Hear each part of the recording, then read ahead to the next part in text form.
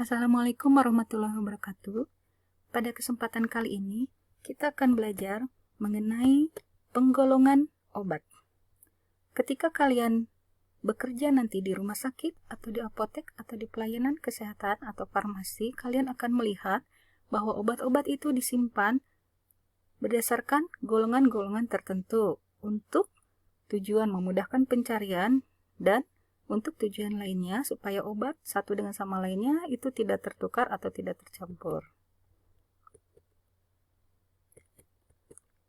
Nah, sebelumnya kita akan mengulas terlebih dahulu hal yang sudah dibahas sebelumnya, yaitu pengertian dengan obat dan sediaan obat. Nah, obat adalah bahan atau paduan bahan termasuk produk biologi yang digunakan untuk mempengaruhi atau menyelidiki sistem fisiologi atau patologi.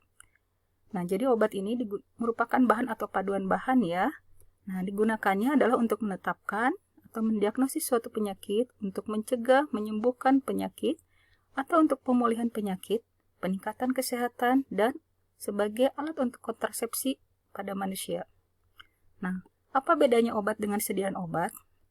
Nah, kalau obat itu bahan dan paduan bahannya, kalau sediaan obat itu formulasinya.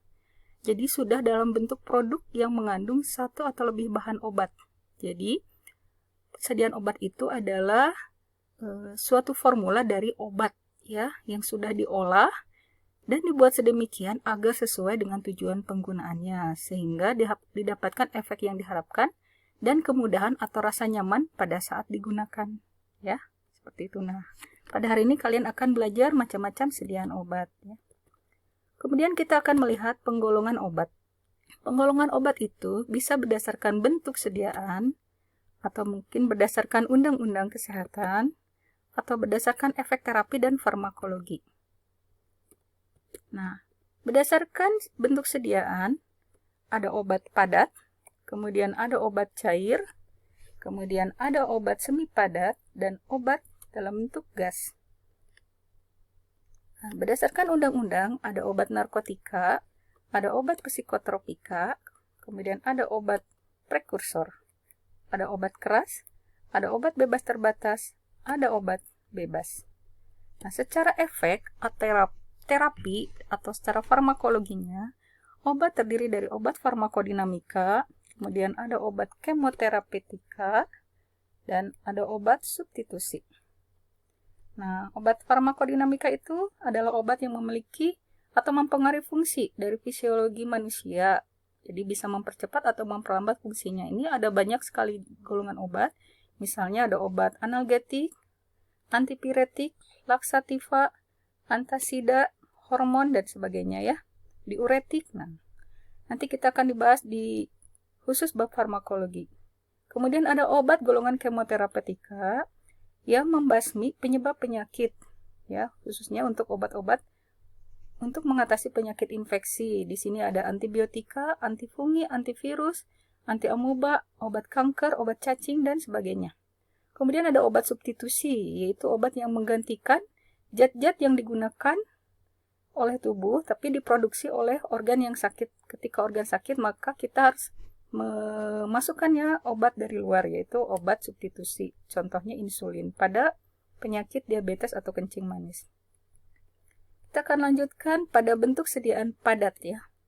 Bentuk sediaan, nah tadi kan sediaan itu obat itu formula ya. Formula obat yang berbentuk padat itu terdiri dari tablet, ada jenis kapsul, kaplet, pulvis, suppositoria, ovula.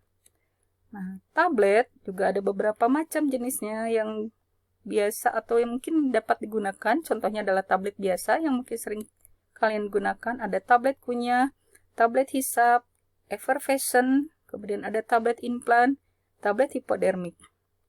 Kapsul juga ada beberapa jenis, yaitu ada kapsul dure kapsul atau hard kapsul atau kapsul keras, ada kapsul lunak, soft kapsul, moles kapsul.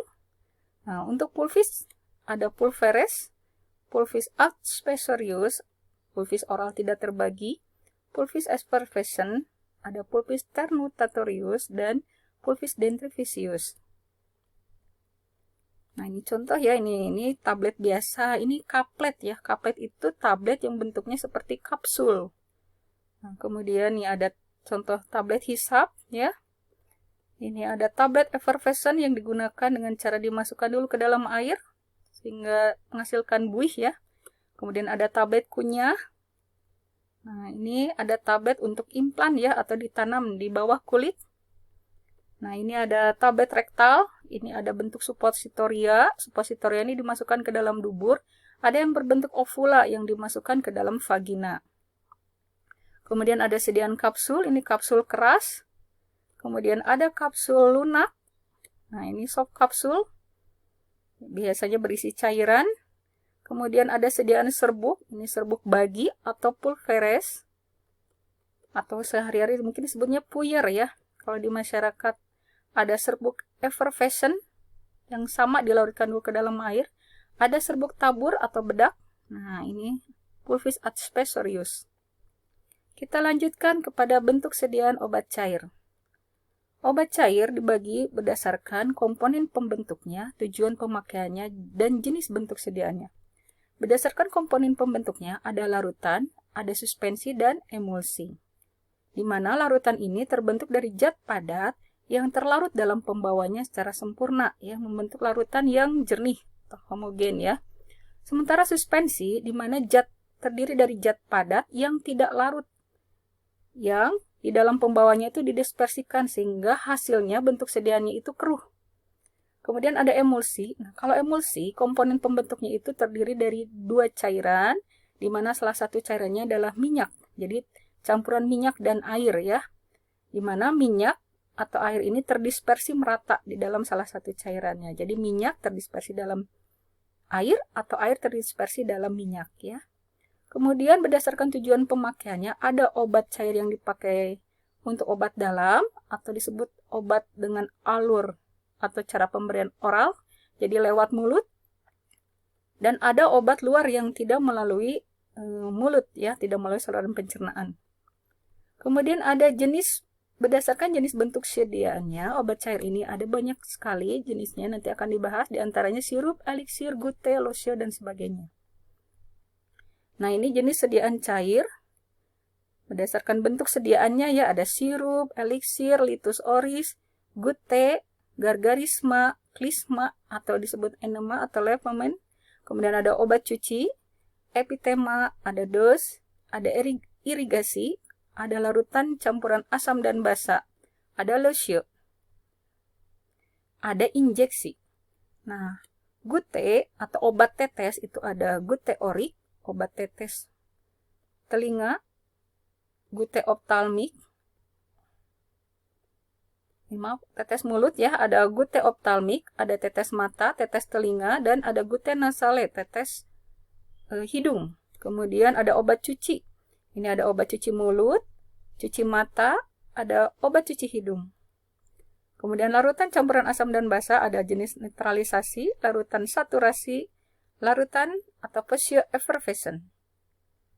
Kita lanjutkan. Nah, ini contoh bentuk-bentuk sediaan cair ya. Ini lihat yang keruh ini, mungkin ini adalah suspensi. Ada sirup ya, jadi sediaan cair yang mengandung gula dalam kadar tinggi. Ada eliksir, sediaan cair yang mengandung pelarut pembawa. Untuk meningkatkan kelarutannya, diantaranya adalah pelarutnya adalah alkohol. Kemudian ada litus oris, ini adalah obat oles bibir. Kemudian ada emulsi, campuran minyak dan air, contohnya emulsi minyak ikan. Kemudian ada gargarisma, ini obat kumur ya. Kemudian ada gute, ini ada gute optalmik, tetes mata, gute nasale, gute auricularis. Nah, ini ada injeksi. Kemudian ada sediaan cairnya dos untuk membersihkan vagina atau yang dimasukkan ke dalam vagina. Kemudian ada obat kompres, epitema. Nah, ini ada larutan irigasi untuk membersihkan ya. Oke, kita lanjutkan ke dalam sediaan semi padat. Sediaan semi padat itu terdiri dari bentuk-bentuk sediaannya adalah unguentum atau salep, ada krim, pasta, gel, serata, kemudian ada linimen ya. Nah, ini contoh-contoh bentuk sediaan semi padat yang mungkin kalian sering ketemukan ya sehari-hari. Nah, ini contohnya nih. Ada salep, gel, dari bentuknya ini konsistensinya beda ya. Ada krim, Kemudian, nih ini juga pasta ini. Kemudian, nih, ini liniment. Nah. Sediaan obat berbentuk gas, ada aerosol dan ada gas ya, yang bentuknya aerosol. Contohnya nih. Nah, ini biasanya dipakai untuk obat asma ya. Seperti ini ya. Inhaler, ini aerosol. Kemudian ada oksigen ya. Nah, ini ada obat-obat untuk gas-gas untuk anestesi atau obat bius ya. Nah, ini contoh-contoh bentuk sediaan dan penggolongannya. Nah, untuk memperdalam, kalian harus mencari pengertian dari masing-masing bentuk sediaan yang tadi sudah disebutkan ya. Nah, silakan nanti kalian cari macam-macam bentuk sediaan ini ya, tuliskan di bagian kolom pengertian ya. Ini gambarnya ya, di sini kalian silakan cari gambarnya dari internet atau dari sumber buku. Nah, silakan kalian tempel di sini ya. Ini ada tablet, kapsul, pulveres, pulves aspersorius, pulves effervescent, suppositoria, ovula, larutan, suspensi, emulsi, eliksir, gargarisme, gute. Selanjutnya ada sirup, enema, epitema, dos, litus oris. Kemudian ada lotion, collyrium, colutorium, colunarium, unguentum, krim, pasta, gel. Nah, ini silakan kalian cari pengertian dan contoh gambarnya ya. Semoga bermanfaat. Assalamualaikum warahmatullahi wabarakatuh.